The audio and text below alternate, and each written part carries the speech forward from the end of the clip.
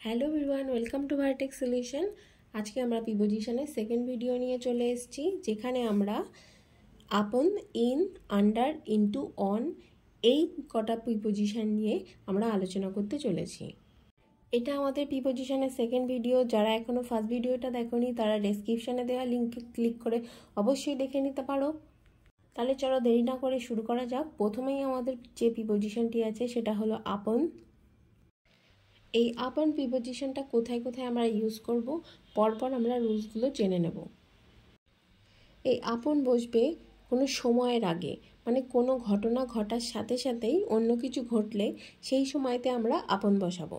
যেমন এক্সাম্পল দেখো, সংবাদ শোনার সাথে সাথেই সে কেঁদে উঠল। তো এখানে কোনো একটা ঘটনা ঘটেছে, তার সাথে সাথেই অন্য একটা ঘটনা ঘটেছে। তো সংবাদটা শোনার সাথে সাথেই সে কেঁদে উঠলো, সংবাদটা শুনলো এবং সে কেঁদে উঠলো। তাহলে কি হবে? আপন hearing the news she cried. তারপরে দেখো আরেকটি উদাহরণ আছে, চুক্তিটি স্বাক্ষর করার পরই শুরু হবে। চুক্তিটি স্বাক্ষর করার পরই শুরু হবে, মানে দেখো দুটো কাজ পরপর হবে। চুক্তিটি স্বাক্ষর হবে, তারপরে শুরু হবে। তাহলে এটা কি হবে? দ্য কন্ট্রাক্ট স্টার্ট আপন সাইনিং। তার পরবর্তী দেখো আপন কোথায় বসবে? কোনো স্থান বা অবস্থানের ক্ষেত্রে। যখন কোনো কিছুর উপর বা উপরে বোঝাবে, কোনো কিছুর উপর বা উপরে বোঝাবে, তখন কিন্তু আমরা আপন ইউজ করব। এখানে এক্সাম্পল আছে দেখো, বইটি টেবিলের উপর আছে। The book is upon the table. The book is upon the table. কোনো স্থান বা কোনো কিছুর উপরে বোঝাচ্ছে, তাই জন্য কিন্তু এখানে আপন ইউজ করেছি। সে পাথরের উপর বসেছিল। সে পাথরের উপর বসেছিল কি হবে? হি স্যাট upon the rock. He SAT upon the rock. সে পাথরের উপর বসেছিল। কোনো কিছুর উপরে বা উপর বোঝাতে কিন্তু আমরা আপন ইউজ করব। এরপর আপনই আমরা কোথায় ইউজ করব? শর্ত বা অবস্থার ক্ষেত্রে। কোনো শর্ত বা অবস্থা, কোনো বিশেষ অবস্থা বা পরিস্থিতি নির্দেশ করতে কিন্তু আপন ব্যবহার করা হয়। এক্সাম্পল দেখো, সে কঠিন সময়ের মধ্যে পড়েছিল। সে কঠিন সময়ের মধ্যে পড়েছিল। তাহলে এটা কোনো একটা অবস্থা বোঝাচ্ছে, তাই তো? তাহলে এটা কি হবে? হি ফেল আপন হার্ড টাইমস। হি ফেল আপন হার্ড টাইমস। সে কোনো কঠিন অবস্থার মধ্যে পড়েছিল। সে কাদার প্রান্তে ছিল। সে কাদার প্রান্তে ছিল মানে কি? সে প্রায় কান্না শুরু করতে যাচ্ছে, সেটাকেই বলছে সে কাদার প্রান্তে ছিল। She was upon the verge of tears, মানে সে কান্নায় ফেটে পড়ার অবস্থার ঠিক আগের মুহূর্ত ছিল, এই জন্য এটা কি বলছে? She was upon the verge of tears. তাহলে এগুলো কি? কোনো শর্ত বা অবস্থা বোঝালে সেই সময় কিন্তু আমরা আপন ইউজ করব। এছাড়াও কোনো বিষয় বা কোনো বিষয়ে বোঝাতে, যেমন কোনো বিষয় বা বিষয়বস্তু নিয়ে আলোচনা করা, এই ব্যাপারটা বোঝালে কিন্তু আমরা আপন ইউজ করব। যেমন এক্সাম্পল দেখো, পরিকল্পনার গুণবলী নিয়ে বিতর্ক শুরু হলো। পরিকল্পনার গুণবলী নিয়ে বিতর্ক শুরু হলো। এ debate upon the merit of the plan ensured. A debate upon the merits of the plan ensured. পরবর্তী এক্সাম্পল দেখো, বিভিন্ন বিষয়ে আলোচনা হয়েছে। ডিসকাশনস আপন ভেরিয়াস টাইপস টুক প্লেস। বিভিন্ন বিষয়ে আলোচনা হয়েছে। এখানে সব কিছু কিন্তু বিষয়ে, কোনো একটা বিষয়ের ক্ষেত্রে বলা হচ্ছে, তাই জন্য আমরা এখানে আপন ইউজ করছি। ডিসকাশনস আপন ভেরিয়াস টপিক টুকস প্লেস। পরবর্তীতে আপন কোথায় বসবে? কোনো নির্ভরশীলতা বা সহায়তা, মানে হেল্প বোঝাতে। নির্ভরতা বা সহায়তা নির্দেশ করলে কিন্তু আপন আমরা ব্যবহার করতে পারি। নির্ভরতা, কারোর উপর ডিপেন্ড করে থাকা, সেটাকে বলছে নির্ভরতা। এবং সহায়তা মানে হেল্প করা। এক্সাম্পল দেখো, তারা একে অপরের উপর নির্ভর করত। দে ডিপেন্ডেড আপন ইচ আদার। দে ডিপেন্ডেড আপন ইচ আদার। ফলাফল আপনার সিদ্ধান্তের উপর নির্ভর করে। ফলাফল আপনার সিদ্ধান্তের উপর নির্ভর করে। দ্য আউটকাম রেস্ট আপন your decision. The outcome rest আপন ইয়োর ডিসিশন। তো সবসময় মনে রাখতে হবে, কোনো কিছুর উপর বা উপরন্তু, মানে কোনো বিষয়ের উপর বা সহায়তা দরকার, সেগুলোর যখন ইউজ হবে কোনো সেন্টেন্সে, তখন কিন্তু আমরা আপন ইউজ করব। পরবর্তী টপিক হলো আমাদের অন। অন কোথায় বসবে এবং অনের যে রুলসগুলো সেগুলো আমরা এখন দেখব। তো অন কোথায় বসবে? আমরা সবাই জানি অন সবসময় সময়ের আগে বসে। তো দেখো বলছে নির্দিষ্ট দিন বা তারিখে কিছু ঘটলে, কোনো নির্দিষ্ট দিন বা তারিখে কিছু ঘটলে আমরা অন বসাবো। যেমন সবার দিন সোমবার, the meeting is on Monday, মানে কোন দিন মিটিং হবে? সোমবার দিন, তাই জন্য the meeting is on Monday. তার জন্মদিন 17ই জুলাই, তার জন্মদিন 17ই জুলাই। Her birthday is on July 17th, her birthday is on July 17th। তো কোনো কিছু তারিখ বা দিন বোঝালে কিন্তু নির্দিষ্ট করে, পার্টিকুলার করে কোনো দিন বা তারিখ বোঝালে আমরা কি ইউজ করব? অন ইউজ করব। কোনো স্থান বা অবস্থান, কোনো স্থান বা অবস্থান বোঝাতে কিন্তু আমরা অন ব্যবহার করে থাকি। কোনো কিছুর উপর বা উপরে কিছু থাকলে, কোনো কিছুর উপর বা উপরে কিছু থাকলে কিন্তু আমরা অন ব্যবহার করে থাকি। এইটা কিছু অবস্থানই বোঝাচ্ছে। যেমন এক্সাম্পল দেখলেই বোঝা যাবে, বইটি টেবিলের উপর আছে, the book is on the table, the book is on the table, বইটি টেবিলের উপর আছে। আপনার শার্টের উপর দাগ আছে, আপনার শার্টের উপর দাগ আছে, there is a stain on your shirt. তারপর কি আছে? রাস্তা বা সড়ক নির্দেশ করতে কিন্তু আমরা অনটা ব্যবহার করে থাকি। যেমন সে ম্যাপেল স্ট্রিটে থাকে, she lives on maple street. তো কোনো কিছু স্থান বা অবস্থান কিন্তু বোঝাতে আমরা সবসময়তে অন ব্যবহার করব। কোনো কিছুর অবস্থা বোঝাতে, কোনো বিশেষ অবস্থায় বা পরিস্থিতিতে কিছু হয়ে থাকলে সেক্ষেত্রে আমরা অন বসাবো। যেমন এক্সাম্পল দেখো, সে ছুটিতে আছে, he is on leave, he is on leave. কম্পিউটারটি চালু আছে, দ্য কম্পিউটার ইজ অন। তারপর কোনো বিষয় বা বিষয়ে কোনো কিছু বললে সেক্ষেত্রে আমরা অন ব্যবহার করব। বলছে কোনো বিষয় বা বিষয়বস্তু নির্দেশ করতে আমরা অন ব্যবহার করে থাকি।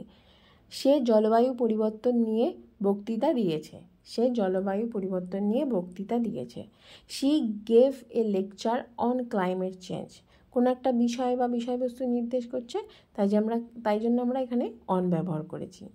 পরবর্তী এক্সাম্পল দেখো, আমি বিজ্ঞান ইতিহাস নিয়ে একটি বই পড়ছি, আমি একটি বিজ্ঞান ইতিহাস নিয়ে বই পড়ছি, বিজ্ঞানের ইতিহাস হবে এখানে, এখানে রাইটিংয়ে মিস্টেক আছে, আমি বিজ্ঞানের ইতিহাস নিয়ে বই পড়ছি।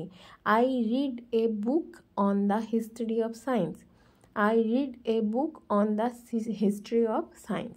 বিজ্ঞানের ইতিহাস নিয়ে বই পড়ছি। তো এটা কোনো একটা বিষয়ের কথা বলছে, কোনো একটা বিষয় নিয়ে সে পড়াশোনা করছে, তাই জন্য আমরা এখানে কি ব্যবহার করলাম? অন। নেক্সট আসছে কোনো উপায় বা উপকরণ, মানে কি কোনো পদ্ধতি বা উপায় নির্দেশ করতে আমরা অন ব্যবহার করে থাকি, কোনো পদ্ধতি বা উপায় নির্দেশ করতে। যেমন আমি হেঁটে যাচ্ছি, I am travelling on foot, আমি হেঁটে যাচ্ছি, I am travelling on foot. সে কাগজের এক টুকরোতে নোটটি লিখেছে, সে কাগজের এক টুকরোতে নোটটি লিখেছে। He wrote the note on a piece of paper, he wrote the note on a piece of paper. সে কাগজের এক টুকরোতে নোটটা লিখেছে। তো এগুলো কিন্তু সবই কোনো একটা পদ্ধতি বা উপায় নির্দেশ করছে, তাই জন্য আমরা এখানে কি ব্যবহার করেছি? অন। কোনো নির্ভরশীলতা বা নির্ভরতা বা সহায়তা নির্দেশ করতেও কিন্তু আমরা অন ব্যবহার করে থাকি।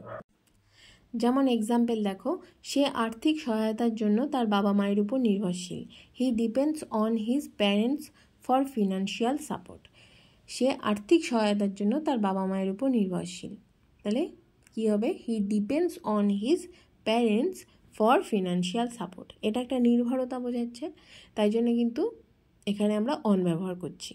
পরবর্তী এক্সাম্পল দেখো, প্রকল্পের সাফল্য আপনার উপর নির্ভর করে, প্রকল্পের সাফল্য আপনার উপর নির্ভর করে। The success of the project is on you, the success of the project is on you. প্রকল্পের সাফল্য আপনার উপর নির্ভর করে। পরবর্তী প্রিপোজিশন আমাদের আসছে ওভার। ওভার কোথায় বসে দেখা যাক। কোনো কিছুর উপর বা উপর বোঝাতে, কোনো কিছু সরাসরি উপর বা উপরে বোঝাতে নির্দেশ করতে আমরা কি ব্যবহার করব? ওভার। সরাসরি মানে ডাইরেক্ট উপরে বা উপর বোঝাতে আমরা ওভারটা ইউজ করব। এক্সাম্পল দেখো, ছবিটি আগুনের চুলার উপরে ঝুলছে। ছবিটি আগুনের চুলার উপরে ঝুলছে মানে আগুনের যে উনান তার উপরে ঝুলছে। The picture is hanging over the fire place. The picture is hanging over the fire place. Next আছে, নদীর উপরে একটি সেতু আছে। নদীর উপরে একটা সেতু আছে। সেতু মানে কি? Bridge. There is a bridge over the river. There is a bridge over the river. পরবর্তী কি? অতিক্রম করে মানে কোনো কিছু অতিক্রম করা। কোনো কিছুর উপরে বা অতিক্রম করে যাওয়ার ক্ষেত্রে আমরা ওভার ব্যবহার করব। যেমন এক্সাম্পল দেখো, সে বেড়ার উপর লাফ দিল। সে বেড়ার উপর লাফ দিল। She jumped over the french. She jumped over the french মানে কোনো কিছু লাফিয়ে যাওয়া, সেক্ষেত্রে কিন্তু আমরা ওভার ইউজ করব। তারা পাহাড়ের উপর দিয়ে উড়ে গেল। তারা পাহাড়ের উপর দিয়ে উড়ে গেল। They flew over the mountain. They flew over the mountain কোনো কিছু এক লাফে পার হয়ে যাওয়া বা লাফিয়ে চলে যাওয়া, এক্ষেত্রে কিন্তু আমরা ওভার ব্যবহার করব। যারা খাতা পেন নিয়ে বসোনি তারা অবশ্যই খাতা পেন নিয়ে বসো, কারণ এগুলি ছোট ছোট করে নোট ডাউন যদি না করে রাখো তাহলে কিন্তু পরবর্তীতে আবারও ভুলে যাবে। ছোট ছোট করে নোট ডাউন করে রাখলে বারবার যদি সেগুলো পড়তে থাকো তাহলে একটা সময়ে সমস্ত প্রিপোজিশন তোমাদের ঠিক হবে, কখনোই প্রিপোজিশন আর ভুল হবে না। এছাড়া ওভার কোথায় ইউজ হয় দেখো, অধিক বা বেশি কোনো কিছুর পরিমাণে বা সংখ্যায় অধিক নির্দেশ করতে, মানে কোনো কিছু পরিমাণে বা সংখ্যায় বেশি, সেক্ষেত্রে আমরা কি ইউজ করব? ওভার। তো এক্সাম্পল দেখো, তার 1000-এরও বেশি বই আছে। তার 1000-এরও বেশি বই আছে, কি হবে? She has over 1000 books. She has over 1000 books. তার 1000-এরও বেশি বই আছে।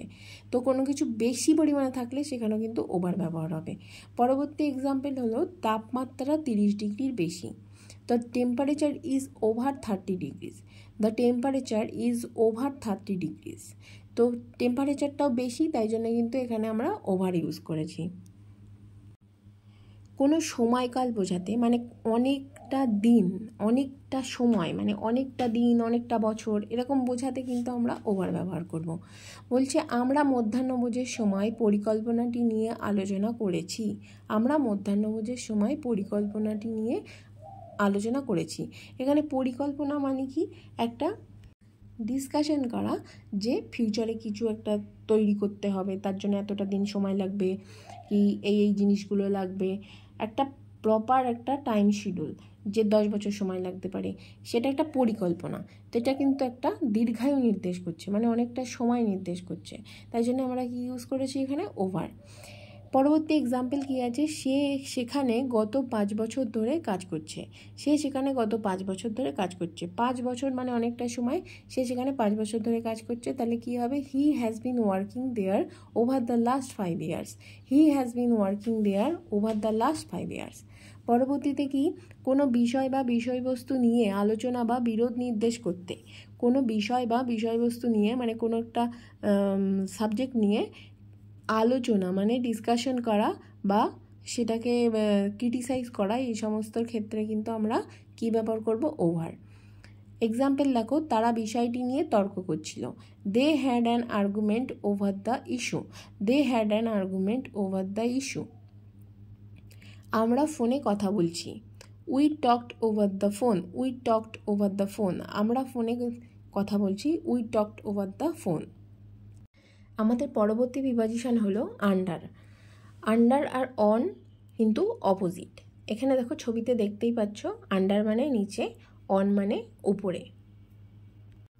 তো আন্ডার বুঝবে কি? কোনো নিচে, কোনো জিনিস নিচে আছে এমন বোঝাতে কিন্তু আন্ডার বুঝবে। কোনো কিছু সরাসরি নিচে নির্দেশ করতে আমরা আন্ডার ব্যবহার করে থাকি। যেমন দেখো, বিড়ালটি টেবিলের নিচে আছে। The cat is under the table. চাবিগুলো ম্যাটের নিচে আছে। The keys are under the mat.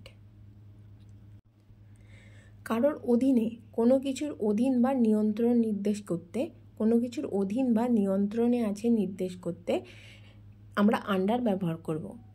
Example দেখো, সে একটি কঠোর তত্ত্বাবধায়কের অধীনে কাজ করে। He works under a strict supervisor. এখানে তত্ত্বাবধায়ককে ইংলিশে যাকে বলে সুপারভাইজার, তো he works under a strict supervisor. প্রকল্পটি পর্যালোচনার অধীনে আছে। The project is under review. The project is under review. আন্ডারের পরবর্তী রুলস হলো যে কোনো আবৃত বা ঢাকা স্থান থাকলে বা কোনো কিছু আবৃত বা ঢাকা থাকলে সেখানে আমরা আন্ডার ব্যবহার করব। যেমন দেখো, কোনো কিছুর আড়ালে বা আচ্ছাদিত অবস্থায় নির্দেশ করতে আন্ডার ব্যবহার করা হয়। এক্সাম্পল দেখলেই বোঝা যাবে। বলছে গাড়িটি ধুলোর একটি স্তরের নিচে ছিল। গাড়িটি ধুলোর একটি স্তরের নিচে ছিল। The car was under A layer of dust. কোনো কিছু কম বা বেশি বোঝাতে কম বা অধিক নয়, মানে কম বা বেশি নয় এরকম বোঝাতে কিন্তু আন্ডার ব্যবহার করা হয়। কোনো পরিমাণের বা মাত্রার কম নির্দেশ করতে, বেশি নয় কম নির্দেশ করতে কিন্তু আন্ডার ব্যবহার করা হয়। যেমন সে 18 বছরের নিচে। He is under 18 years old. খরচটি $50 নিচে।